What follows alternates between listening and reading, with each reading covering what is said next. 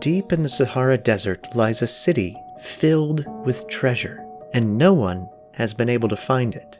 The legend of Zerzura tells of a mythical place, guarded by giants with access to water in the otherwise uninhabitable desert.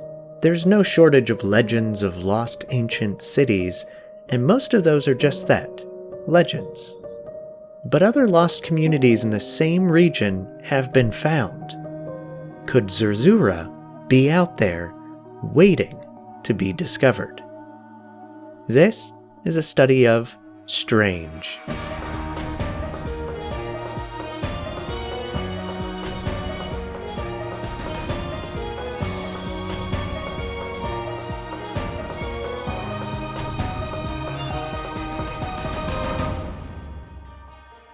Welcome to the show, I'm Michael May. This is where we cover all of my favorite strange mysteries from history.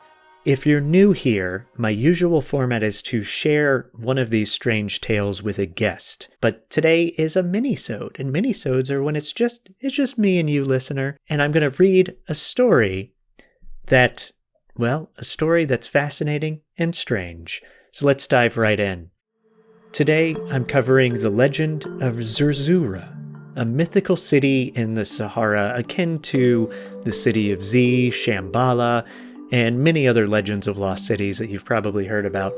Most lost cities come with rumors of gold, of wealth, of treasure, and lost technology, and Zerzura is not that different, and adventurers have been searching for it in earnest since about 1840. We also have an interesting Hollywood connection here, because one of the lead characters in The Search of Zerzura is a character in an Oscar-winning film, The English Patient. So that's a fun little connection, which I will explain a little later on in the story here. So what is Zerzura? Zerzura is a mythical city said to lie in the vast deserts of the Sahara, somewhere west of the Nile River in Egypt or Libya. The first known references to Zerzura date back to the 13th century in Arabic manuscripts describing it as a white city in the desert, guarded by black giants wielding golden swords and home to treasures beyond imagination.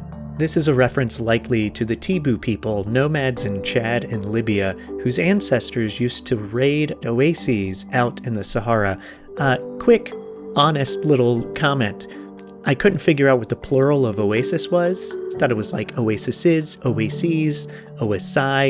It is oases. So, fun fact that I just learned tonight. Zerzura is a place that promised lush oases and peace, starkly contrasting with the harsh, surrounding desert, which is a largely uninhabited and inhospitable part of the Sahara Desert.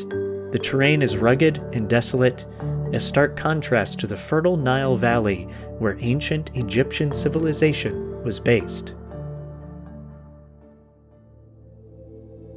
The first documented mentions of Zerzura can be traced back to medieval Arabic manuscripts, as I briefly mentioned a few seconds ago, which conjure an image of a mysterious oasis described as the Oasis of Little Birds, or an opulent white city in the desert.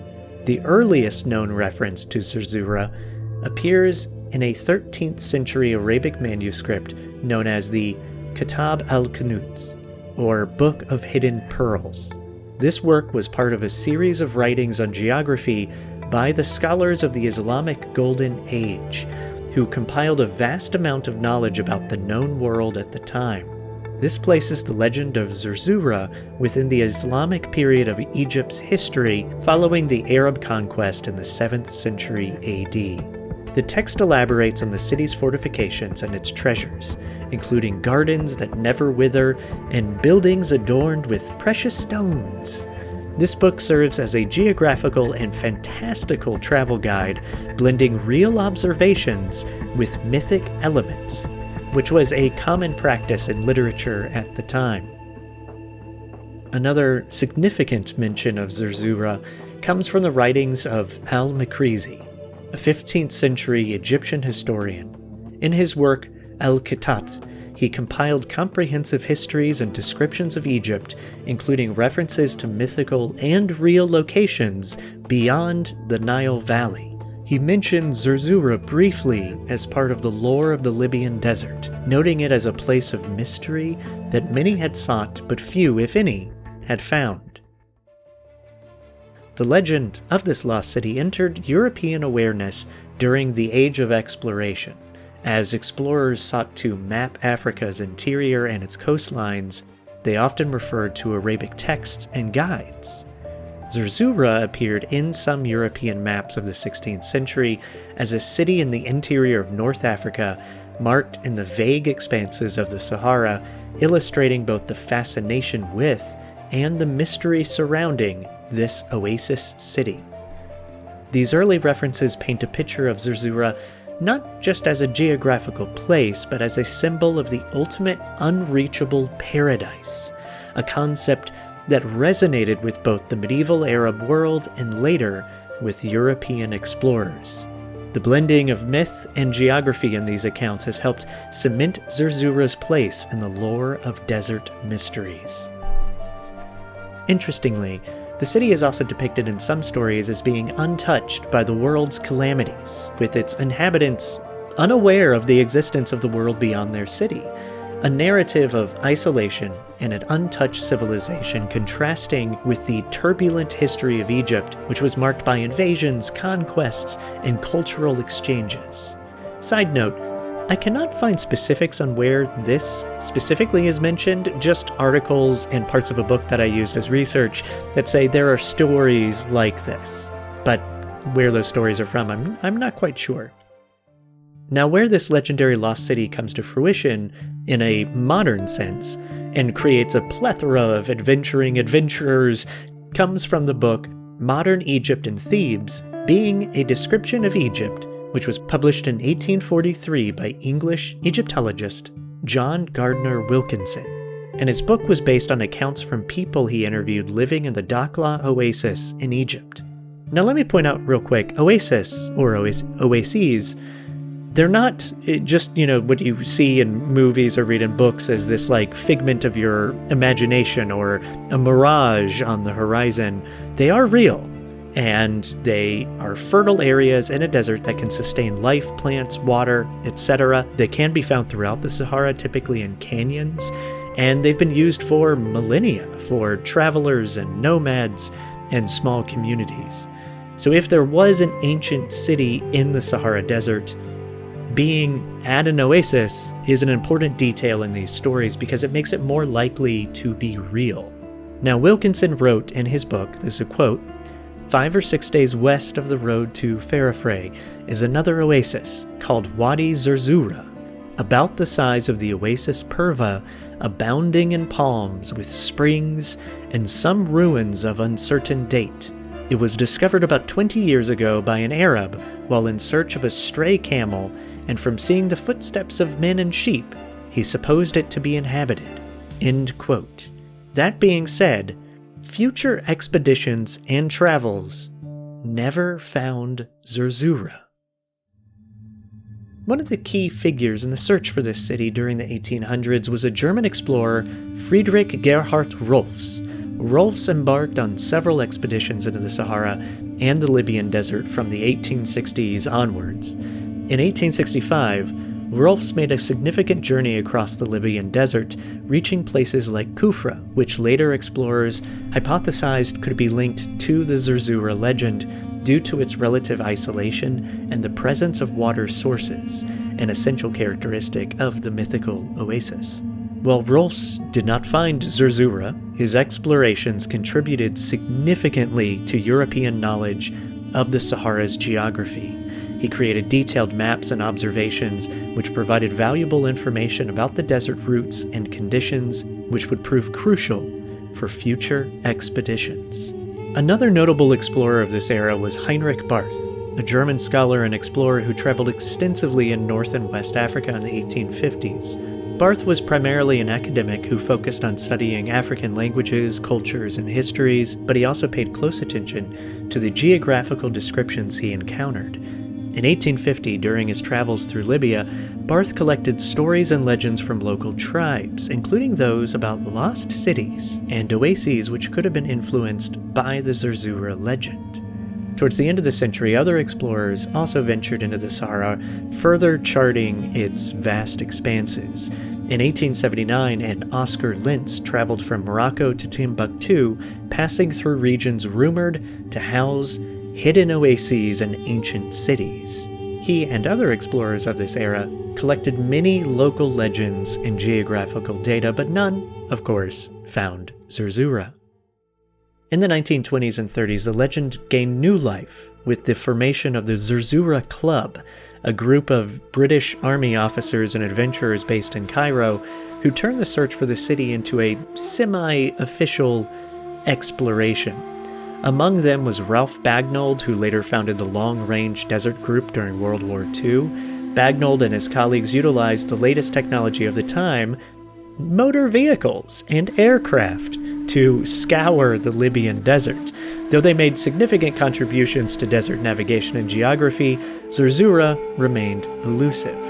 Some accounts from these adventurers claim desert dwellers spoke of a moving city, one that didn't stay in one place, seemingly possessing supernatural powers, making it hard for those unaware of its secrets to find it. The explorers in this era have amazing stories of traversing the desert using automobiles, struggling to find water, getting stuck in sand, deploying planes to scout ahead. Having done a lot of off-road driving myself, it seems like this would be a lot of fun, but I can't imagine venturing into the Sahara in cars from the 1920s or teens, unsure of where you were actually headed or what you would find, and of course, no roads whatsoever, and no gas stations, so that's fun. And now we move to the English patient, Count Laszlo Diamasi. He was a Hungarian aristocrat, explorer, and pilot. He played a significant role in the 20th century searches for Zerzura. His life and adventures gained wide fame thanks to his portrayal in the 1996 Oscar-winning film The English Patient, played by Ralph Fiennes. However, the romantic and mysterious character portrayed in the film diverges significantly from the historical reality of Almasi's life. He became fascinated with Africa at a young age, and Almasi moved to Cairo in the late 1920s and quickly joined up with the Zerzura Club. Almasi's explorations focused on the Libyan desert, where he conducted several expeditions between 1926 and 1936, using aircraft and motor vehicles. Unlike the solitary and romantic figure in The English Patient, the real Almasi was a pragmatic and passionate explorer who collaborated closely with others, including British and German military officers and scientists. During his expeditions, Almasi helped map parts of the Libyan desert and was instrumental in locating the lost oasis of unearthed, which I'm going to just completely assume that I am mispronouncing. Correct pronunciation or not, this was a significant geographical discovery, though not the legendary lost city of Zerzura itself. Almasi's interest in Zerzura was primarily geographical and adventurous rather than treasure-seeking. His contributions to desert exploration were highly valued, and he published several works on his findings. During World War II, however, it is important to note that he, as a skilled pilot, led to him working with the Axis powers, specifically the German Africa Corps, which adds a bit of controversy to the story, to say the least. He did utilize his intimate knowledge of the desert for military purposes, which included assisting in espionage activities. Almasi's personal life was complex, and it's subject to a lot of speculation. He never married, and he was rumored to have relationships with both men and women, though there's not really concrete evidence to either one of them. Regardless of his ties to Nazis and World War II and controversies, Almasi was, in reality, a dedicated and skilled explorer whose primary passion was understanding and navigating the challenging environment of the Sahara. And he never found Zerzura. After World War II, interest in this lost city waned, partly due to geographical shifts, political changes across the world, and the harsh realities of desert exploration. Modern satellites and aerial surveys have mapped the Sahara extensively nowadays, which leaves little room for undiscovered cities of significant size. So, is Zerzura even real? Will we ever find it? Many historians and archaeologists now believe that Zerzura was more of a metaphor than a physical, tangible place. However, some argue that Zerzura could have been based on a smaller, real oasis that gradually became uninhabited and was reclaimed by the desert sands. This oasis could have served as a temporary refuge or trade stop, and then embellished over centuries of storytelling and talking, and it became a legend or lost city. I, for one, am a believer in this theory. If Zerzura did exist, it likely wasn't the city of immense wealth and strange guardians depicted in legend. More plausibly and logically, it was a vital stopover for caravans, perhaps boasting a unique culture developed from various influences passing through. Its wealth could have been in its water sources and its location, which are obviously vital commodities in the desert. And then, shifting sands in the Sahara make it hard for these types of places to exist for centuries. Despite the lack of evidence supporting the physical existence of Zerzura, the legend continues to captivate. In a way, Zerzura represents the human yearning for discovery and the mysteries that lie just beyond the horizon. Whether as a metaphor for paradise or a lost chapter of human history, Zerzura still invites us to explore, question, and imagine. Thank you for listening to the minisode of A Study of Strange, and to be very forthcoming, I intended Zerzura to be part of a much larger, deeper dive with a guest in a normal formatted episode. But after reading some amazing books and doing a deep dive into all of the major expeditions for the Lost City, I realized just in terms of the content that I produce, it made more sense to be a mini-sode. But I do hope you enjoyed the story. It is a fascinating one. And if you like this type of content about specifically lost cities, send me a message, astudyofstrange@gmail.com, because there are more legendary lost cities, some of which are not quite as well known as, the more fantastical ones that you usually hear about. Next time, I am returning to my normal format, and we'll have a guest on. We have some interesting true crime episodes coming up very soon. We also, after years of talking about it, I finally have a UFO episode where I will be sharing stories submitted to me that are real stories of people that saw something unidentified in the sky. So make sure you subscribe so you can stay up to date and get notified when those episodes release.